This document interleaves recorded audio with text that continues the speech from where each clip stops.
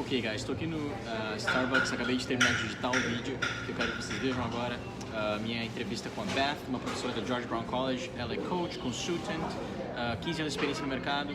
Então esse vídeo é bem profundo, ele fala desde como colocar o seu resumê, ou seja, o seu currículo da melhor forma possível para se colocar no mercado de trabalho aqui, até perguntas que vocês me pediram para fazer para ela, como se existe discriminação entre um canadense e um estrangeiro aqui no Canadá, e perguntas mais profundas que é o ramo de experiência dela sobre como você hoje, bem prático o conselho que ela deu, como você hoje pode chegar mais perto do seu objetivo de vir para cá e trabalhar aqui e como fazer isso da melhor forma possível. Então assim, sem mais delongas, se você quer aprender esse tipo de coisa, um conteúdo muito profundo, é só seguir, vou colocar a intro aqui do canal e vocês vão poder ver o vídeo, a minha entrevista com ela. And now I'm going to speak in English because I want her to understand. Beth, thank you so much. I was just watching this video again, and it's amazing the amount of value that was given, and I learned so much. And I'm 100% sure that everyone that watches this video will learn a lot as well. So thank you very much for the opportunity, and I hope that we can talk more and see each other again. So thank you very much, guys. Check the video, okay? Bye.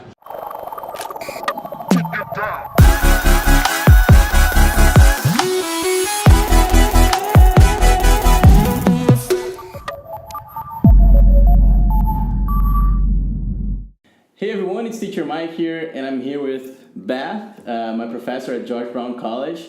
And I'm gonna allow you to give yourself your introduction. So Sure. Tell a little bit about yourself to the audience. Sure. Well, first of all, thank you very much for inviting me to talk with you today. Thank you for having me. And to talk with all of you.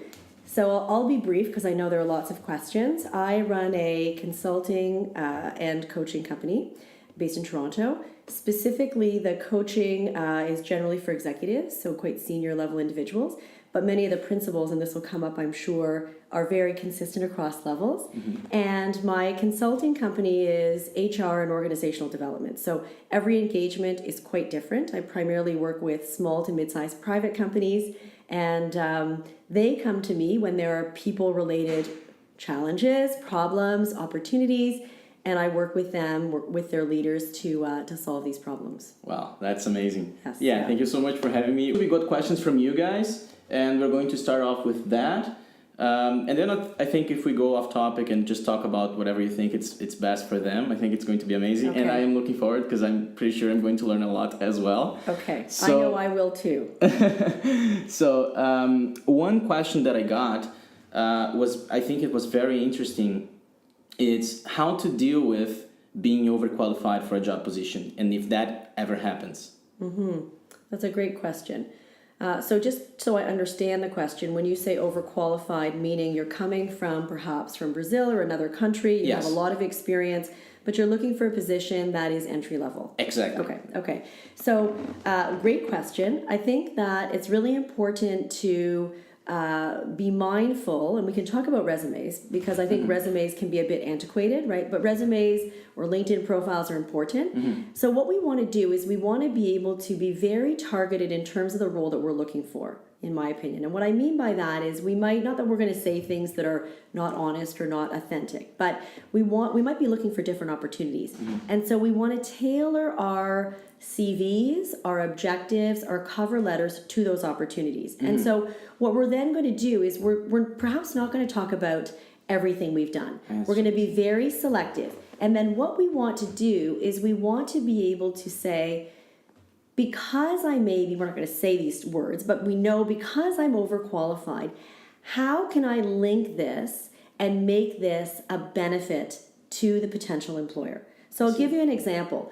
One of my students who is in the HR Society at George Brown is a post-grad student, and I believe she actually is from Brazil, and she had very senior experience in consulting mm-hmm. and also in HR, and is looking for an entry-level HR position in professional services. I see. And we looked at her resume, and I said, well, I'm seeing all this great experience, but what we need to do is we need to tell a story. We need to talk about how these are brand differentiators for you so that you can leverage your brand. And I think you know what I'm talking about when I talk about brand. And I think that we should talk more about that. Yeah. We need to be able to leverage this to tell a story that makes you stand out. Wow. Right? So that's the short answer. And we can delve in more detail, but I would say we just have to look at telling a story. So it's not a bad thing. I understand. Right? We have to be selective about what we focus on. And then when you say be selective, you mean like maybe show some things other than like maybe other things you don't put them for that job position. Right. So in this candidate's case, for example, the fact that she had experience actually working as a management consultant, coming into an HR infrastructure role in a professional services company, I said, listen, you're going to talk a little bit about that because that allows you as an in-house resource to understand the experience of the employees with whom you're working. Wow. That is a brand differentiator. So you're maybe not going to talk about every engagement. Maybe you're not going to talk about some of the details that aren't relevant, but you are going to focus on that connection, and that makes you, in my opinion, a stronger candidate than someone who has had a very typical trajectory. Maybe they've got lots of Canadian experience, but they haven't seen the other end of that relationship, and that is going to set her apart. Wow. So we need to think about what sets us apart as a candidate, and all of us, the more that we can really ask ourselves those questions, we will be able to sell the prowess of our profile in a very effective way. That's amazing. That's like very valuable and practical advice, right? I think so. I think all of us. So, I mean, you didn't ask me this question, but if I could just add to that, I think what we need to do is we need to ask ourselves, like, okay, if someone said to me, well, what's unique and different about you, Michael, and we don't want to say things, you probably have a lot of really strong qualities, but, we don't want to say, oh, well, I'm really reliable, and oh, I'm really, I'm good with people, I'm really hardworking, right? Yeah, everyone right? We have to actually examine our unique skills, our unique experience, so that we're not saying the same thing. And that takes time. If we reflect on that process, that gives us a better professional profile in terms of our resume. What it also does is it helps us prepare for that interview. Wow. Because we can write a lot of really great things. Oh, I'm great at selling, right? Yeah. But a good interviewer is going to say, tell me, you've said on your resume that you're great at selling. Can you tell me what is so great about your selling prowess? And if we don't have the stories, the experiences to back that up, then the interview is not going to go well. Wow, I love where this is going. So Good. there's one guy that I follow, and actually I use his companies, and he always says that stories sell. Right. Right, not facts.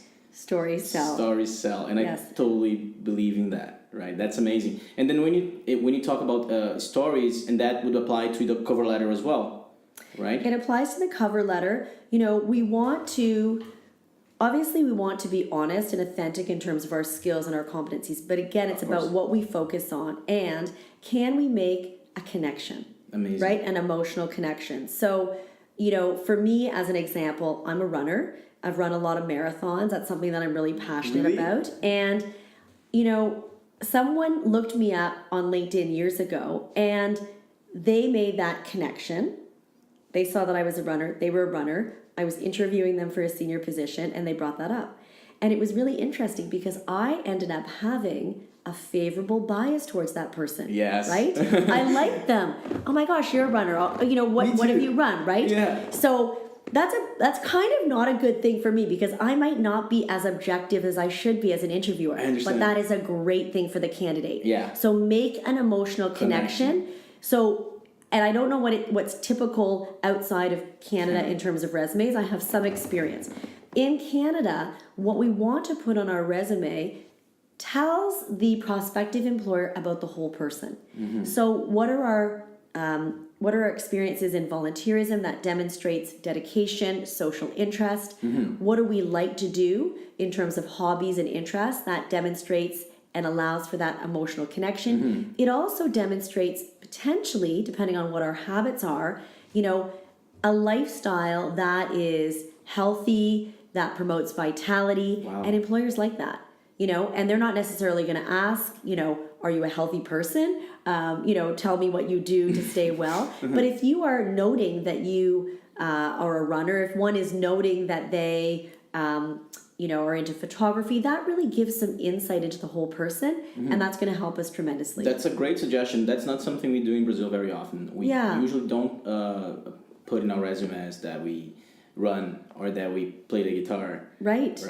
But if we think about then, so let's talk about, a resume potentially that doesn't have that much experience, or perhaps that isn't what we would deem to be the perfect resume. And by that, I mean, if we look at a job posting and we see that we should have 7 years of this and 7 years of that. Exactly, yeah. Some employers That happens talk a lot. about, and some employers talk about it must be Canadian experience, and we can talk about that. Yes, that's a very big question.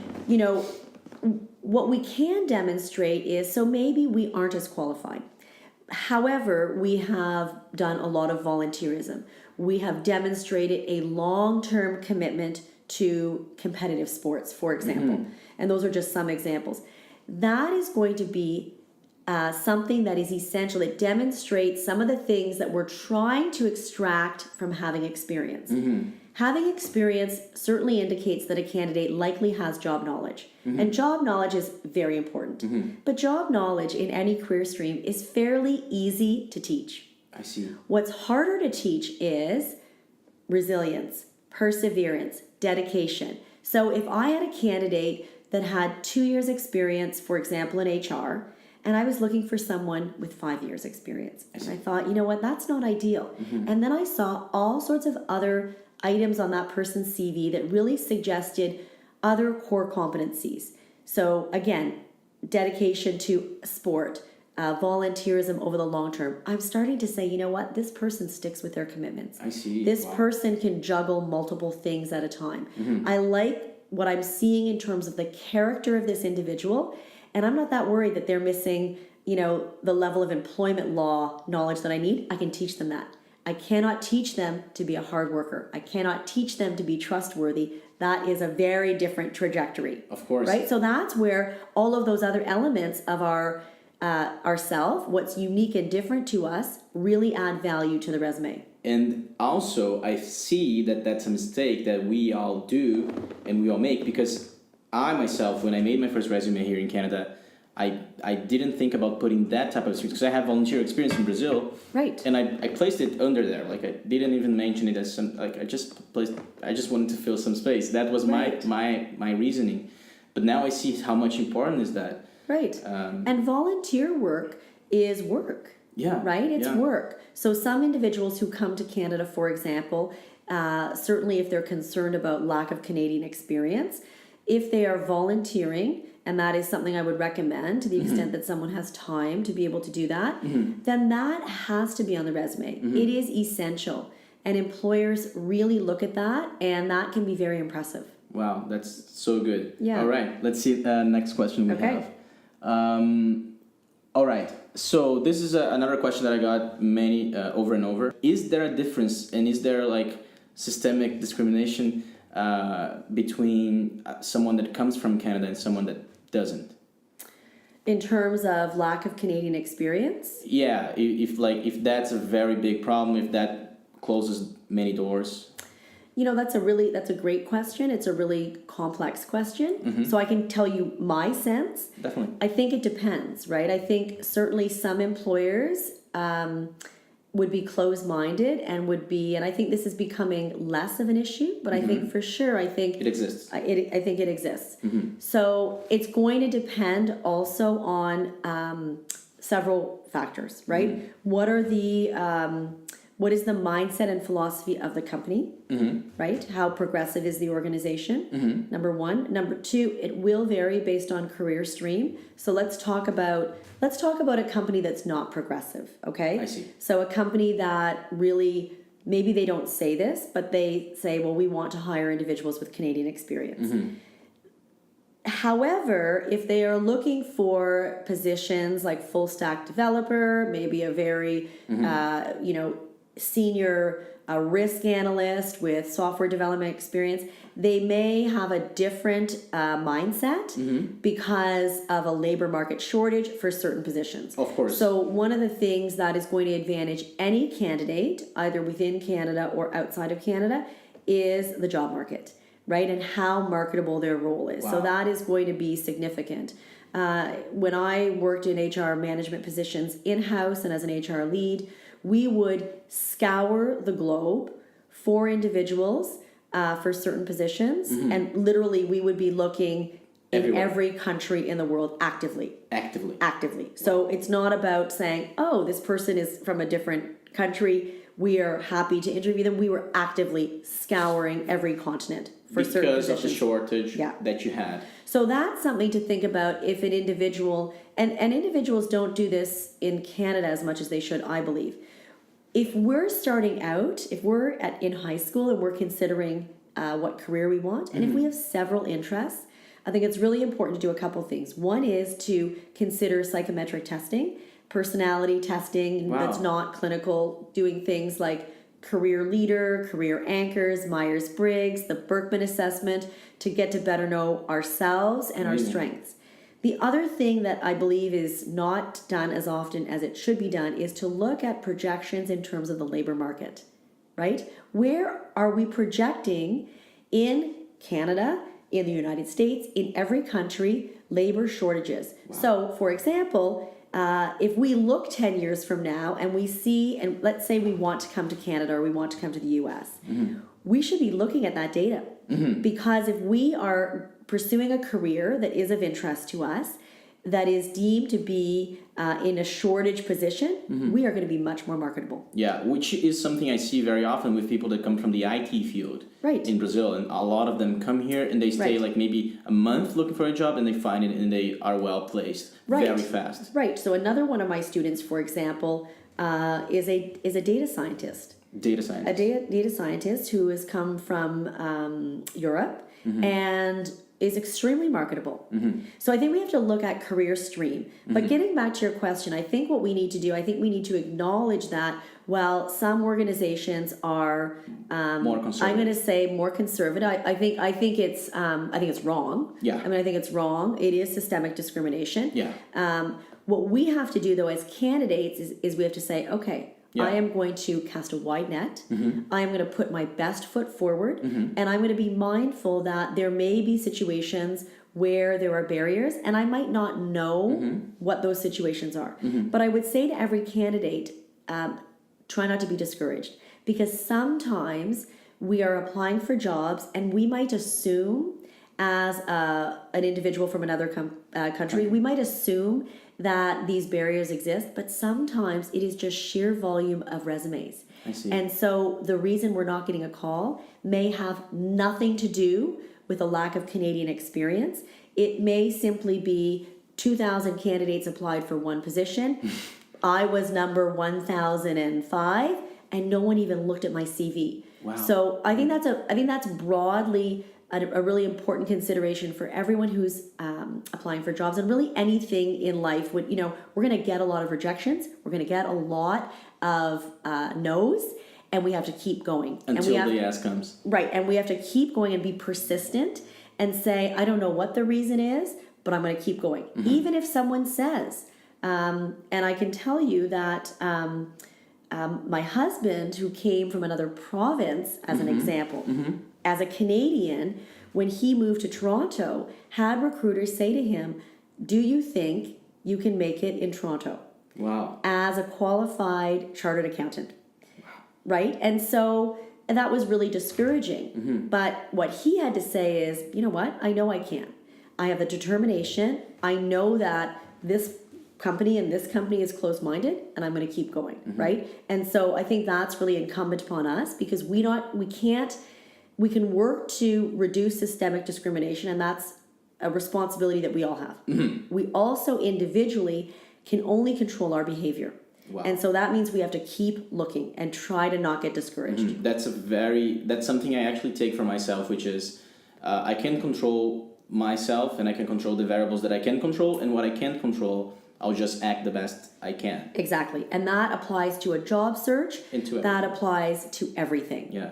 Right? Yeah, that's amazing. And you gave a very valuable piece of advice, which is when you're just starting out, look at the job shortages and how the job market is. Yeah.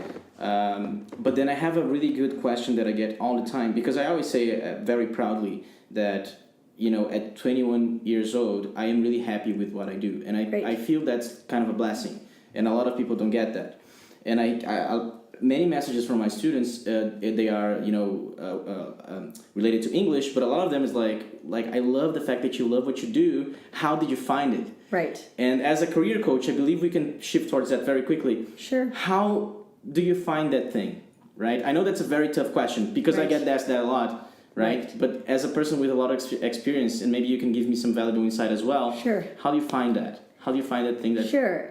That's a great question. There are a couple different things. I mean, I think we want to be open-minded so we really need to educate ourselves in terms of what kinds of careers exist, and not, you know, if we think about the traditional professions, we need to move outside those parameters. That's the first thing. So that's through research and educating ourselves as individuals. And we can do that in a lot of ways. The second thing is self-awareness. Self-awareness. Right? Wow. And everyone, of course, is talking about self-awareness, and that is, I mean, my academic background is in business and in psychology. So insight and self-awareness are essential. And, you know, we can do that through psychometric testing, right? Trying to understand how we best relate to individuals, trying to understand our strengths. That is going to be really essential in terms of determining what careers are best for us. You know, if an individual is an introverted person who really does not like, you know, is not comfortable with high levels of conflict, for example, why would they want to be a litigator? Right? Yeah. But they might think about, they might have a very sort of small framework in terms of what careers are available to them. And being a lawyer or being a litigator as a traditional career, which is a wonderful career choice for many people, if that introverted person who doesn't like conflict, it's probably not the best fit, right? We hear a lot about fit in terms of organizational culture and fit in terms of jobs. So the more we can know our strengths, and now it doesn't mean that, again, in that example, that person shouldn't try if they believe they want to try, and shouldn't focus on getting better, because we have a lifetime of learning, and all of us, I believe, should commit to constant education and continuing to really be our best and to evolving as a person. But we have to know ourselves to be able to try to find the right career fit. We also need to be mindful that many people have many careers, right? So if we're making a choice now, it may not be the choice for our life, right? And I'll say one more thing broadly. You know, when we hear a lot of people talking about artificial intelligence and machine learning, and that doesn't concern me at all. I think it's very exciting. What it does suggest to me, however, is that we need to focus on emotional intelligence, having essential skills in terms of communication, relationship building, the ability to be innovative and creative. We have to be able to do the things that machines cannot do. What is not going to... That's a very valuable advice. And listen, there are going to be lots of jobs. What's not as important is having, you know, memorizing all sorts of knowledge. We still need to be able to, however, to distill information in a way that is effective. So what I mean by that is, you know, if we can look at Google now, or even Google, you know, academic to do research, right? We have to have a discerning ability to understand what is a good source and what isn't, right? And it's not just about looking at information. So there are certainly skills that are really important there in terms of having good research skills and being able to understand, you know, what is a strong publication and where the evidence is behind information that we're reading.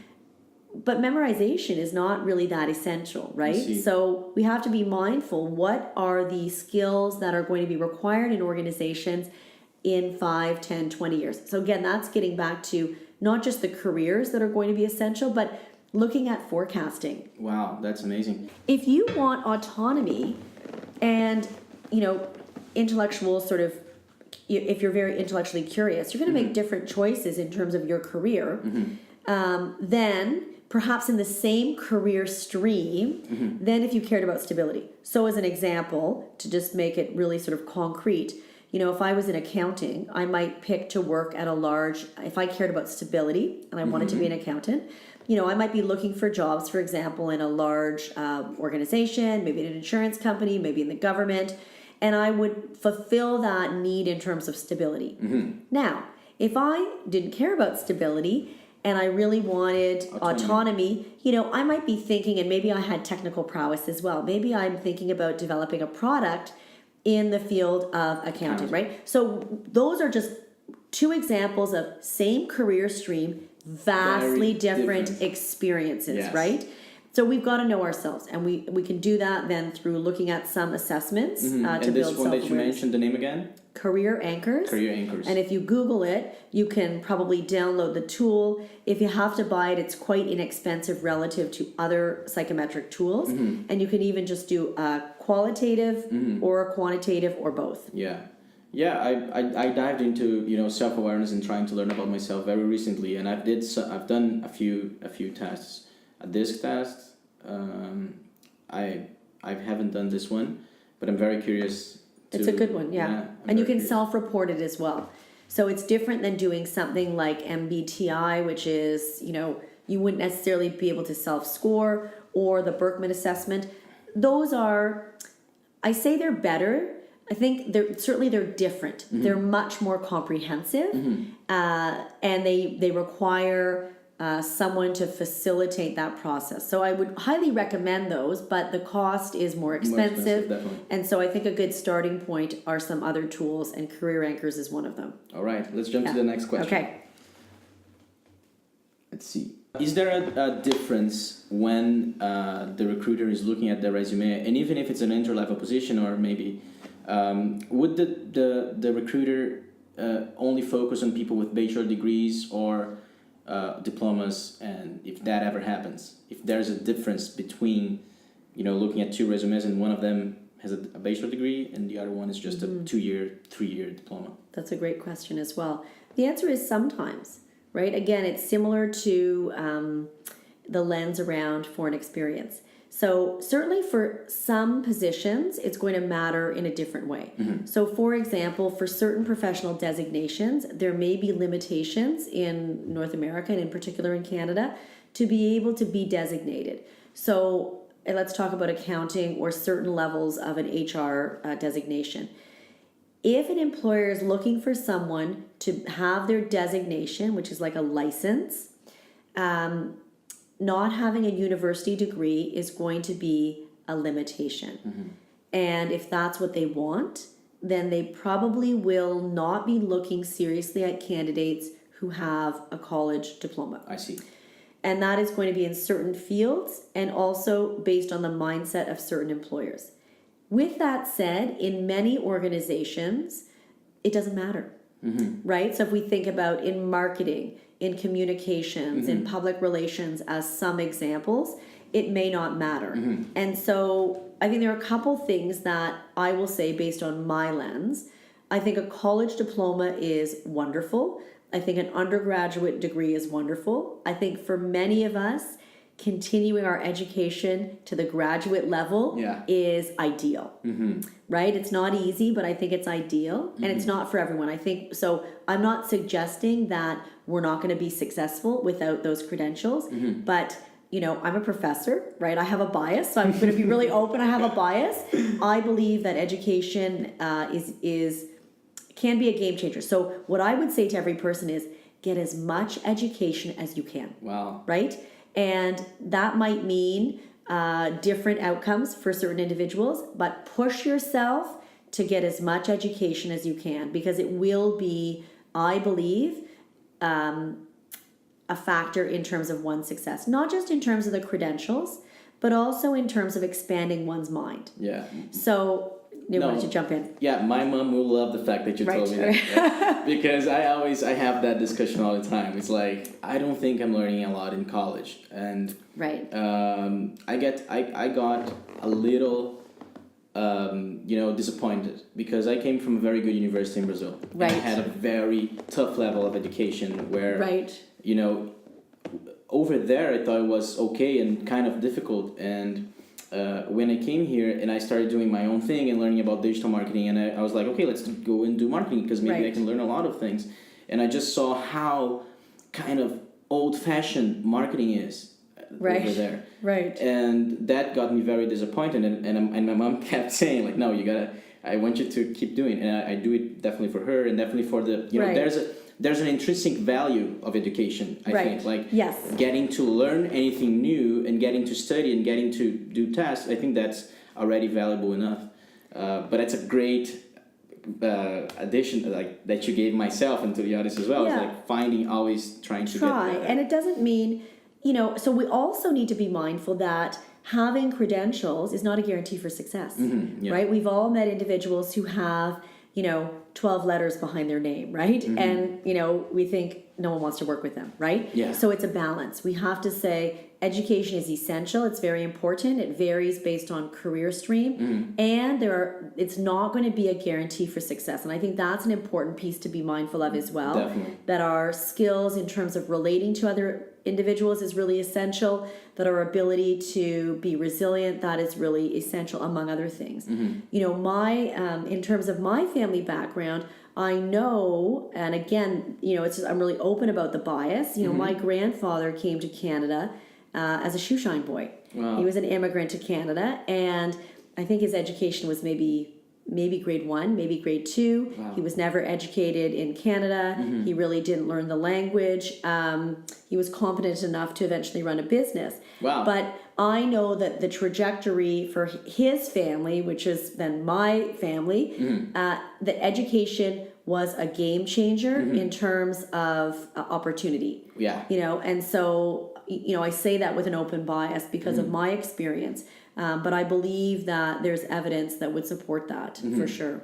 Yeah, and I'm starting to get to believe that a lot more right now. Recently, I had another conversation, and I will have an interview with him as well, which is a business owner here in Canada, and he's Brazilian as well. Right. And we had the same conversation where it's like, well, I don't know, college hasn't been teaching me a lot, but he said something to me that was very valuable, and I think it's probably going to be valuable, which is, even if you have that mindset of being an entrepreneur, maybe play the game according to the rules for a while. Sure. Because that will open doors. Sure. And I love that advice as well. Yeah. Like, even I myself can't see myself working for someone for now.